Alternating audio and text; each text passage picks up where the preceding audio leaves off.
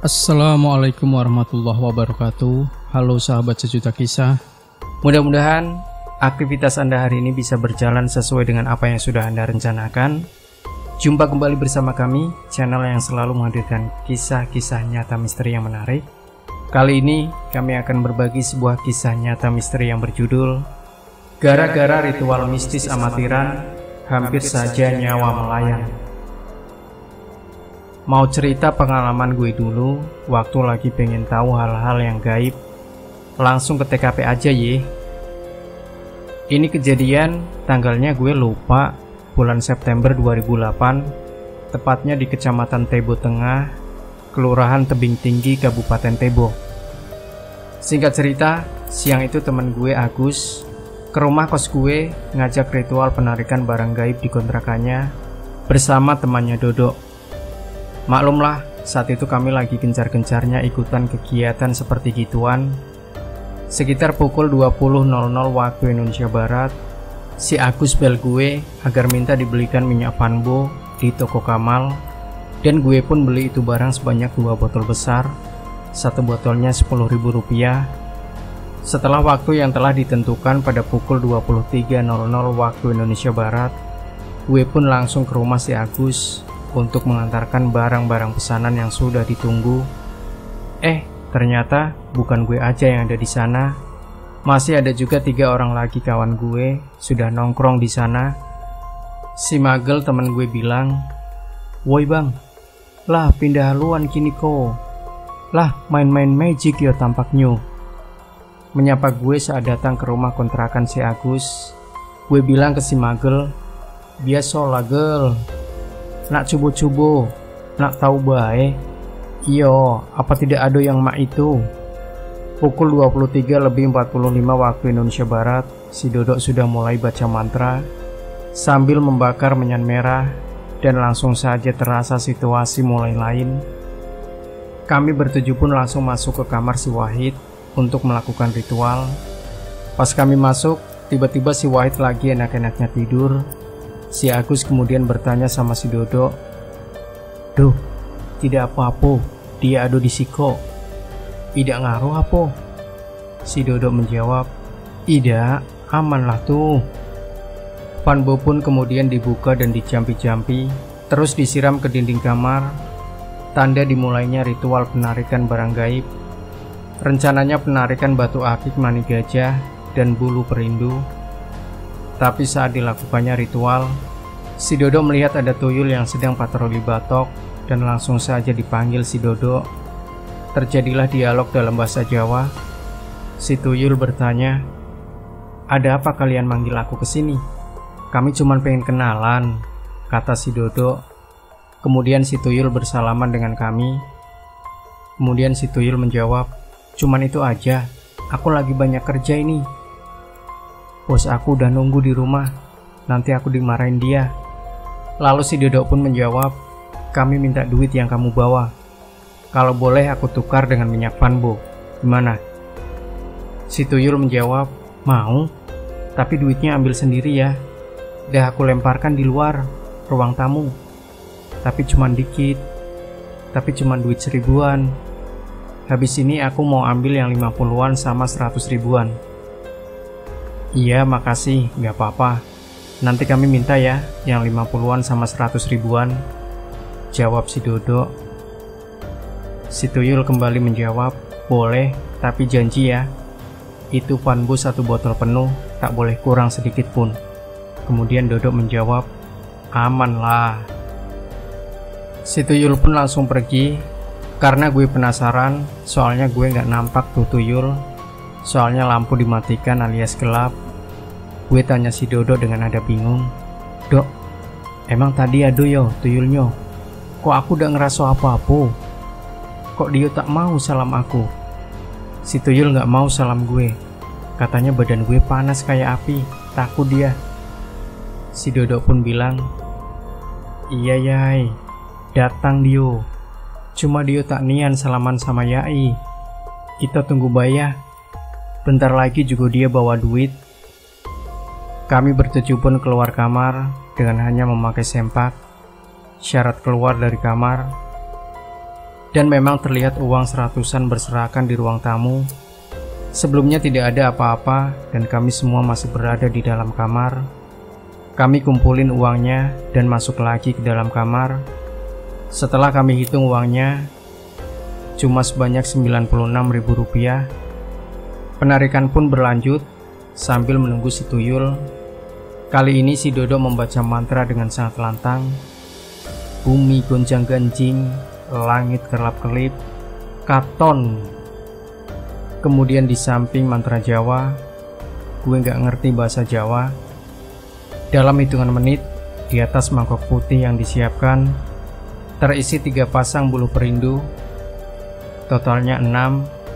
Dan menurut terawangan si Dodo, si Om Gundo alias Gendruwo yang ngasih ini barang. Cuma dalam pelaksanaan ini ritual, gue agak janggal aja. Soalnya sebelum ritual, si Dodo minum vodka setengah botol. Kemudian dia mandi junub dan bilang ke gue, "Tenang Yai, aku udah mandi junub lah, bersih dari kotoran, dan aku tidak mabok ya."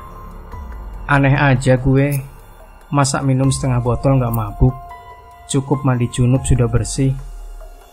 Sebelum berakhirnya ritual, keganjalan pun akhirnya terbukti.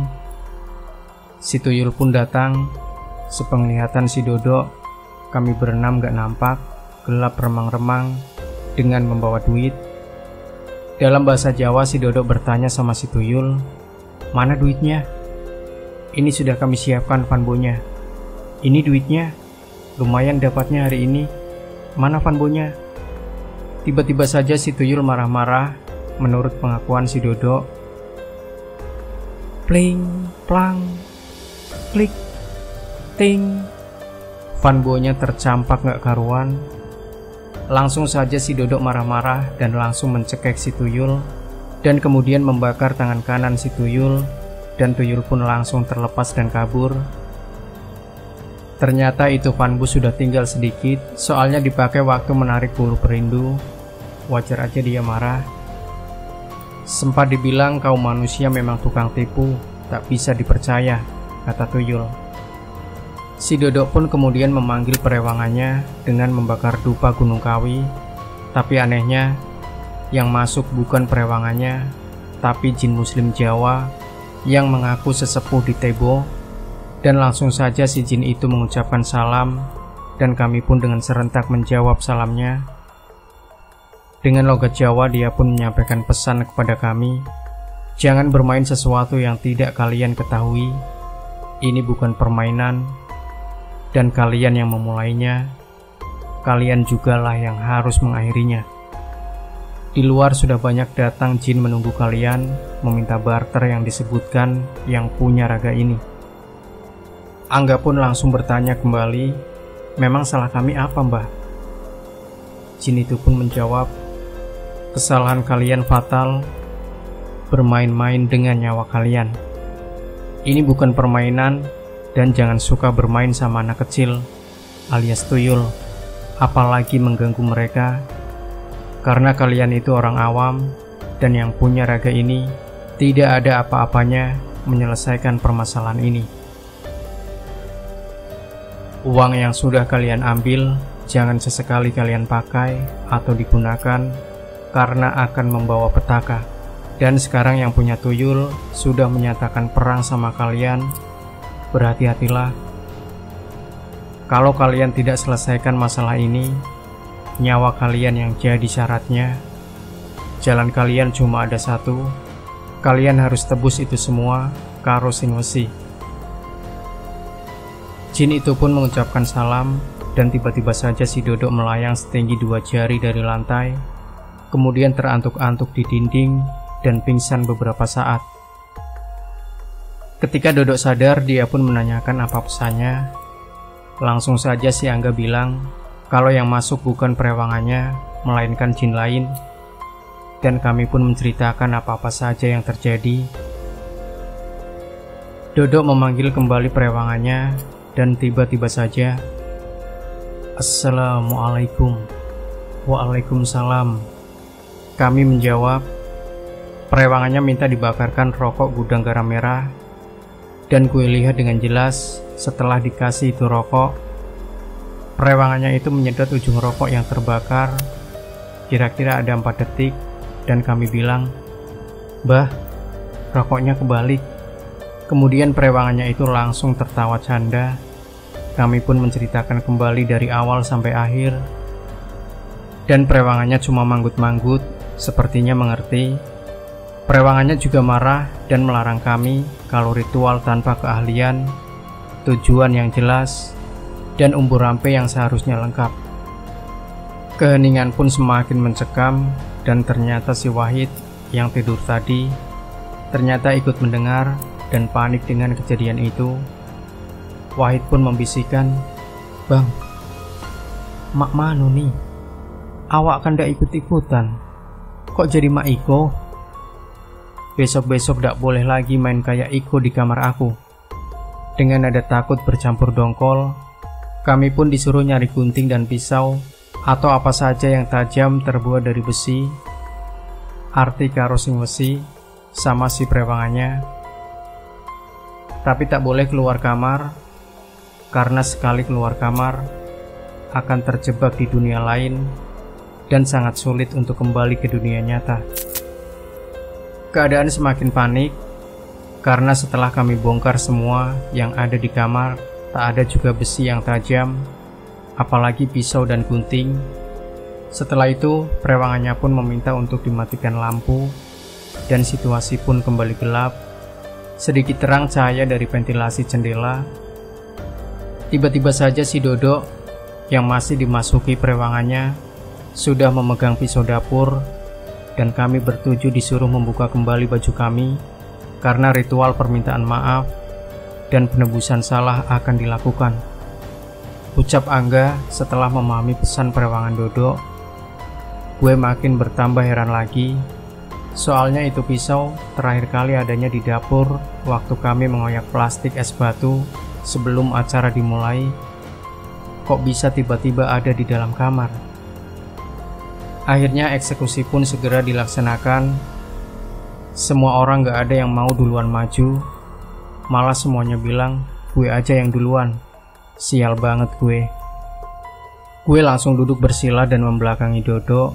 Tiba-tiba saja Dodo berbicara gak jelas dan langsung bu, buah, sing, swing, cap, cap.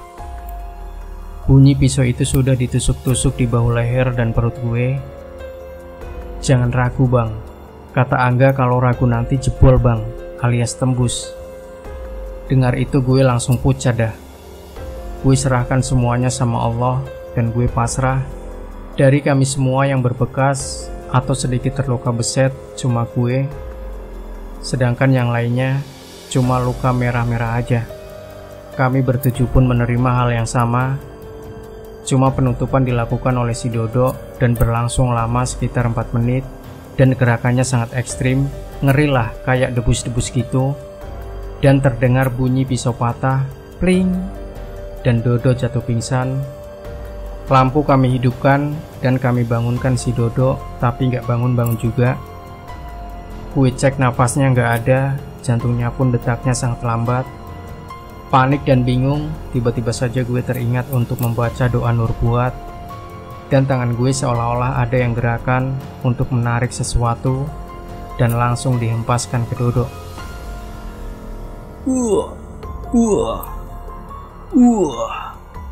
Suara Dodo seperti orang sekarat. Waktu pun semakin larut, pukul 4:20 waktu Indonesia Barat. Kami pun menyudahi ritual yang tak jelas tersebut.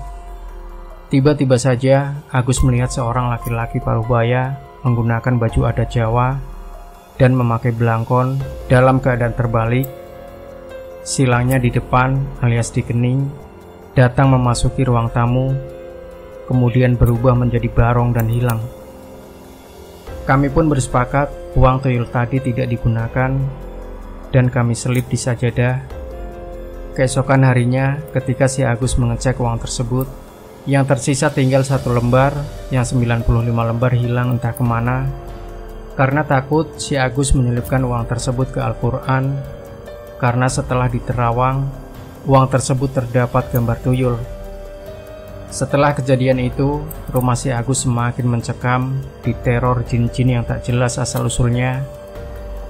Dan ini sebagai pelajaran bagi gue, serahkanlah sesuatu hal pada ahli atau pakarnya, kalau tidak mau menyesal. Demikian sahabat sejuta kisah. Jangan lupa berikan komentar Anda, like, share video ini, subscribe channel Sejuta Kisah, dan kembali nantikan kisah-kisah nyata misteri terbaru dari kami setiap harinya.